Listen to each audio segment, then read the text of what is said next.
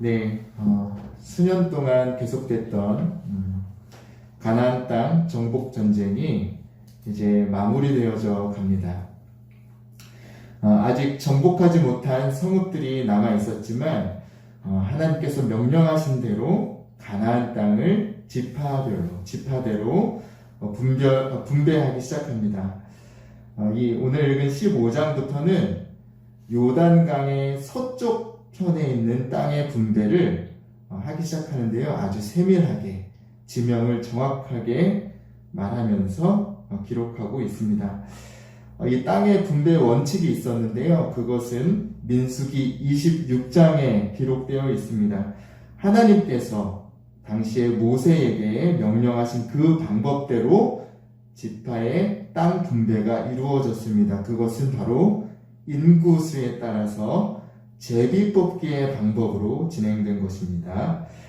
제비뽑기에 따라서 가장 먼저 오늘 15장에는 유다 지파부터 땅을 분배받습니다. 제가 1절 말씀을 읽겠습니다. 또 유다 자손의 지파가 그들의 가족대로 제비 뽑은 땅의 남쪽으로는 에돔 경계에 이르고 또 남쪽 끝은 신광야까지라. 정말 영광스럽게도 가장 먼저 유다 지파가 땅을 분배받았습니다.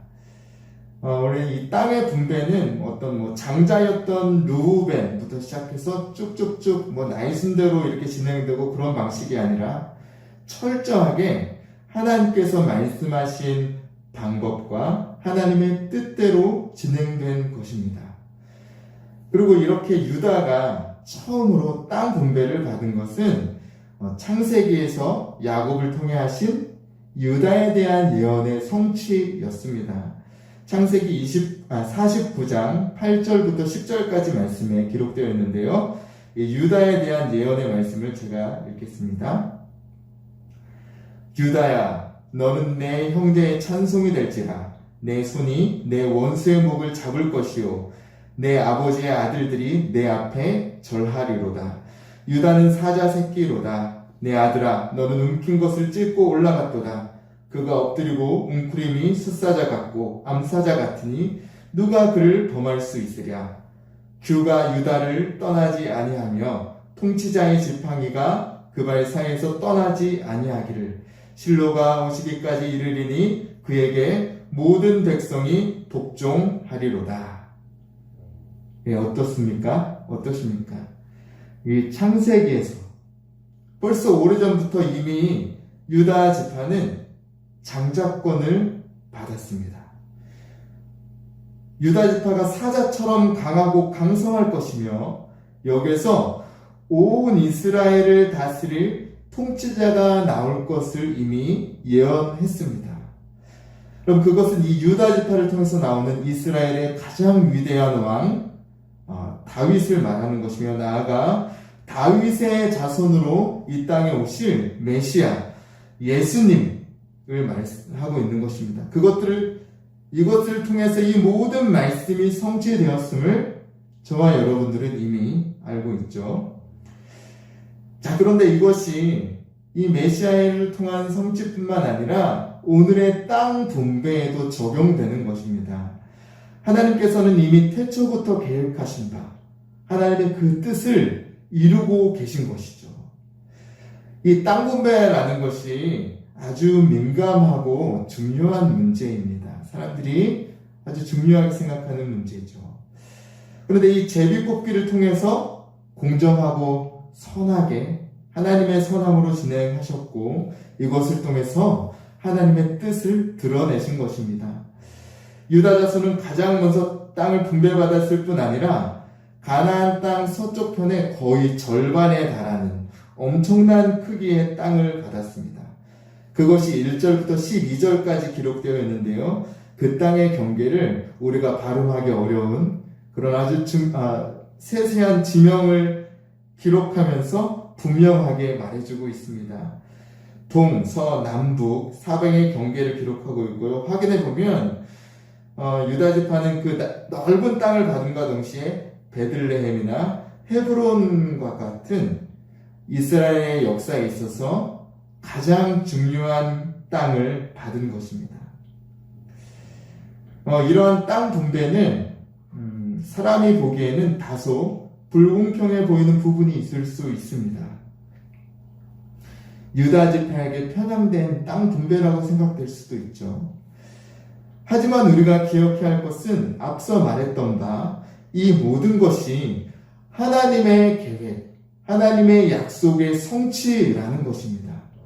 오래전부터 약속하신 가나안 땅을 드디어 이 순간 각 기업에 따라서 나누어 주시는 순간인 것이며 하나님의 섭리와 하나님의 계획에 따라서 분배하고 계신 것입니다.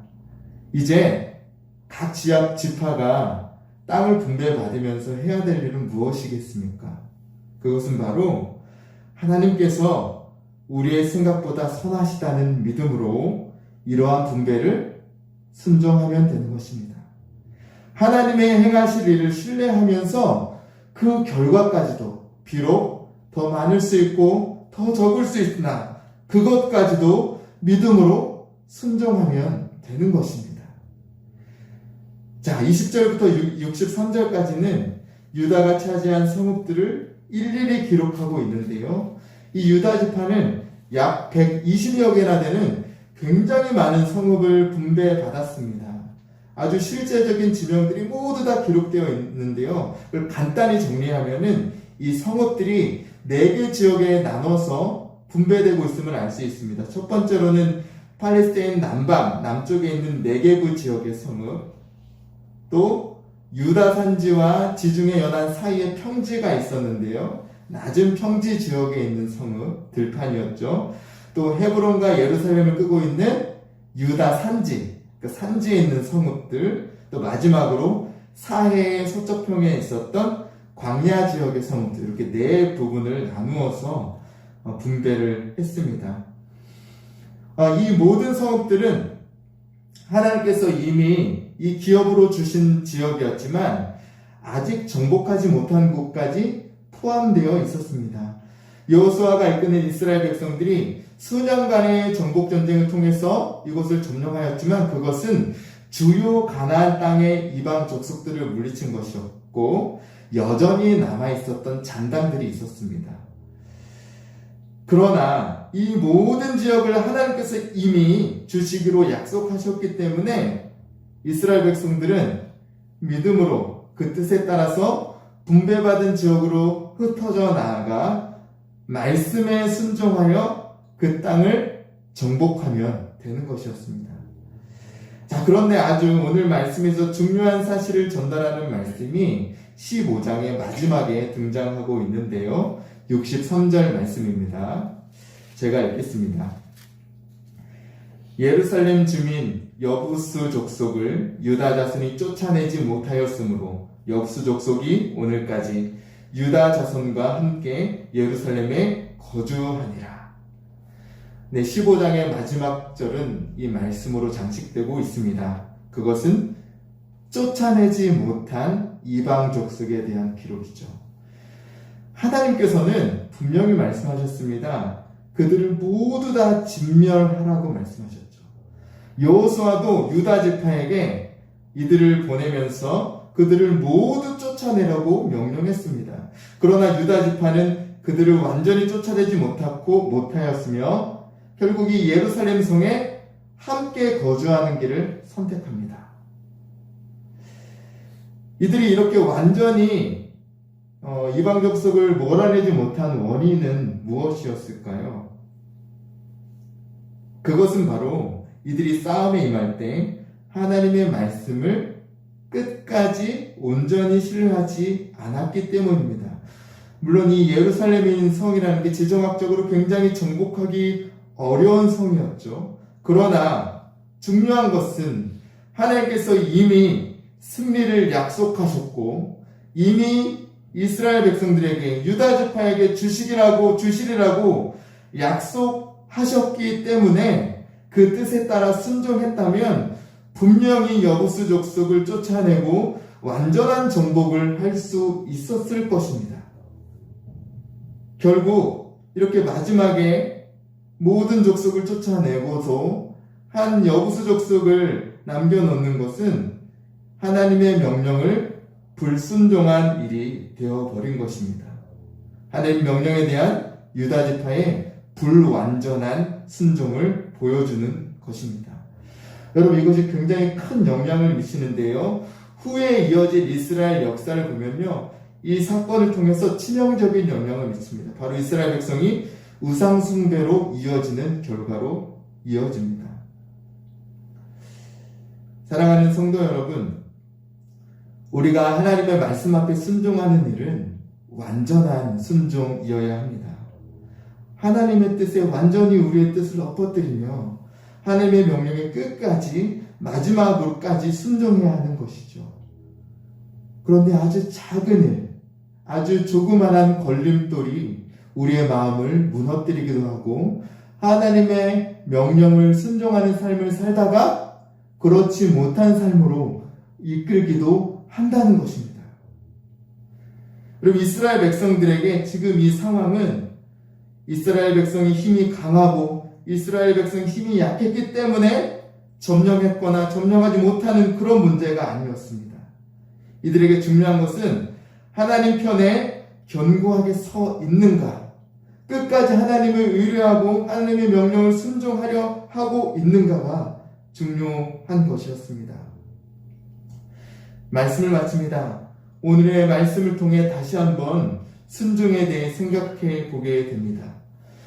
우리는 하나님의 일하심을 완전히 신뢰하며 그것들을 순종해야 합니다.